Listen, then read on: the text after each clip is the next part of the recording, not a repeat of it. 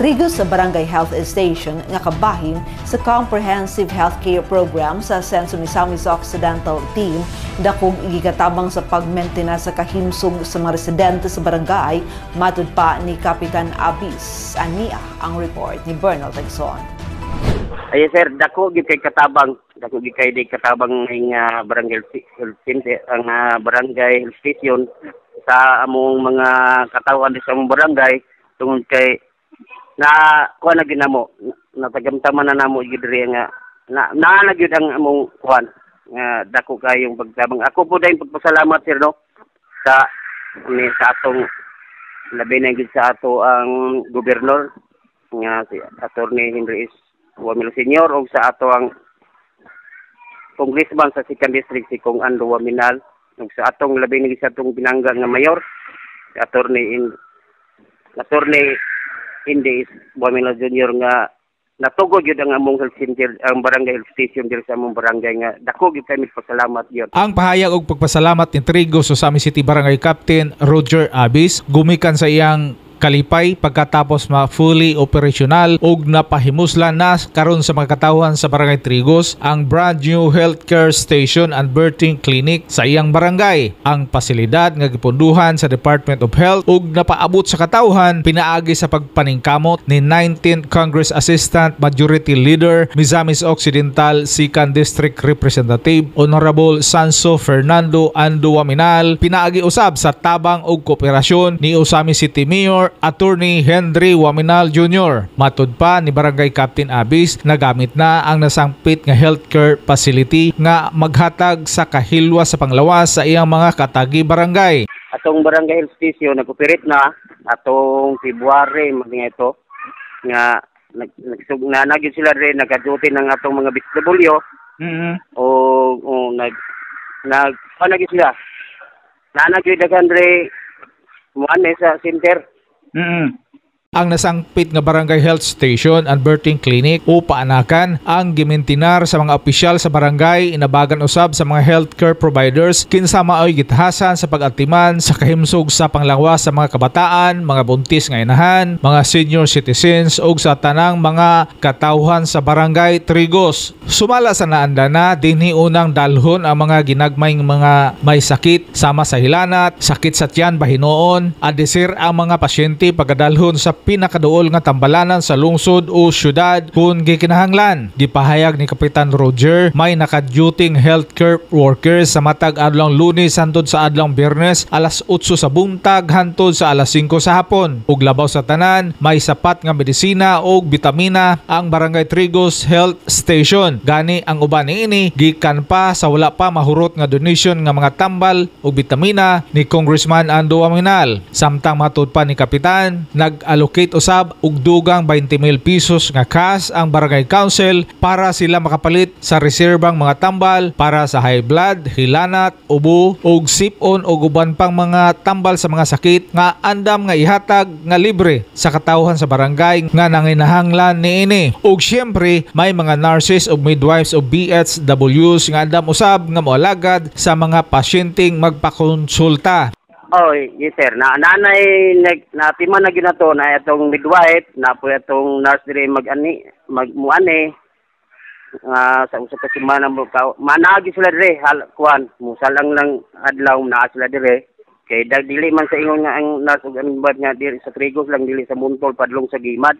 Ang ilang duty sir dahil nagi sila dahil mo kuan sila mo alaga sila sa panahon nga mag-prenatal nga moalagad sila sa katawan di sa Trigos ilag yung alagaran. Gidugang ni Kapitan nga andam ang mga healthcare workers ug mga midwives nga moatiman sa mga may sakit nga mga residente sa barangay sa tanang mangayo og referrals samtang ang regular schedule usab sa prenatal check-up sa buntis nga inahan ang matud pa ni Kapitan Roger ipahigayon matag ikatulong Huwebes kada bulan. Kung sa Pirinata sir, ikatulong Huwebes na agyo sila direct mo kuan gyud sila dahil sa tanang naay mangayog mga referrals nga kay requirements po ni sa City Health kung naay mangayo og muanhal City Health requirement mangayo man pud og print kanang referral. So ang BSW na sir at sa tanang gikag Lunes taman og Biyernes nga mahatag yun sila og nay mga og referral. Oh, buot pasabot nga daily na ay mag-duty na to diha nga barangay health workers. Oh, yes sir. Naagi itong mga BHW hanggang ng Tagalog mag-duty gid sila. Ilang duty taman og alas 8 to alas 5.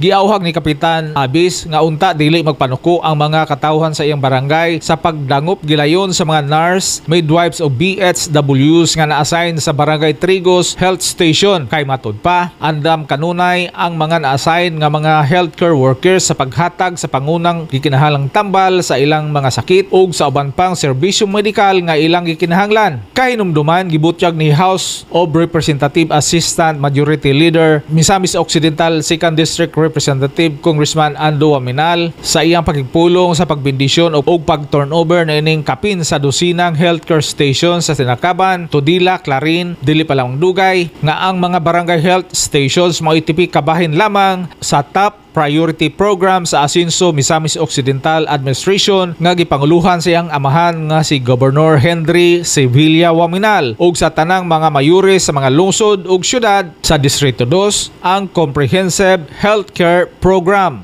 Suon sa man ang Comprehensive Healthcare Program atong ambisyon nga ang 200 kapin ka barangay sa tibuok segundo distrito makadawat og ingon ani nga barangay health station. Sa pagkakaroon, halos ang tanang mga barangay sa tibuok distrito ang adunanay BHS facilities. Bisan ang atuan himutang sa tilan sa Mount Balindang ang adunana niini ug ang mas nakapanindot pagayod aduna na usab sila'y tagsa ka mga rescue vehicles nga anda motagana sa paghatod sa mga pasyente sa matag barangay ngadto sa mga tambalanan 24/7 ug dili lamang kini ang benepisyong gihatag sa Asinso Misamis Occidental Comprehensive Healthcare Program ngadto sa tanang nasakop sa matag barangay. Gipahayag ni Kong Ando kung gikinahanglan nga dalhon ang pasyente sa mga tambalanan sa Cebu City o sa Metro Manila bahinoon, sagot na niya ang pamasahe sa eroplano, pagkaon ug ang pagpatambal sa pasyente. Kalakip pagana niini ang pamiliti ug pagkaon sa watcher sa pasyente. Ingon ni ana ang pribilehiyong mahatag sa Asinso Misamis Occidental Administration's Comprehensive Healthcare Program. Matud pa ni Assistant Majority Leader Congressman Ando Waminal. Karon, so simba ko og gimadala sa barangay health station o tambal na anay rescue vehicle, pwede ninyo dalon dayon sa hospital.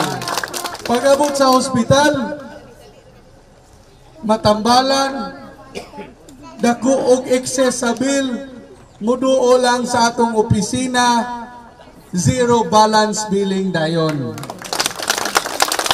Karon, o simpa ko dili pagyod madala sa atong mga local nga hospital kung kinahanglan daton sa mga espesyalista sa Cebu or sa Manila, ubanan pa na sa ato ang staff aron bisag pilay gastuon sa Manila gikan sa ticket, sa eroplano, sa puy-anan, sa pagkaon ato ng sagot tanan.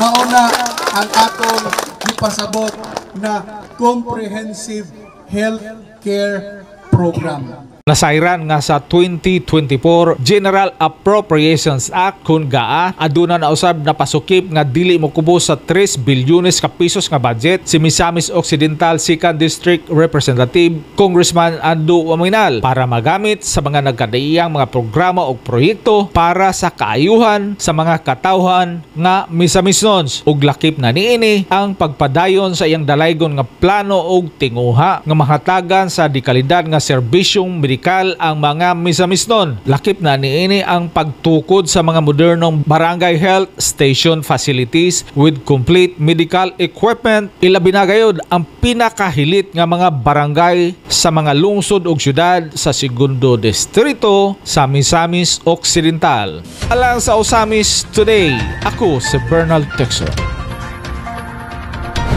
Salamat, Bernal.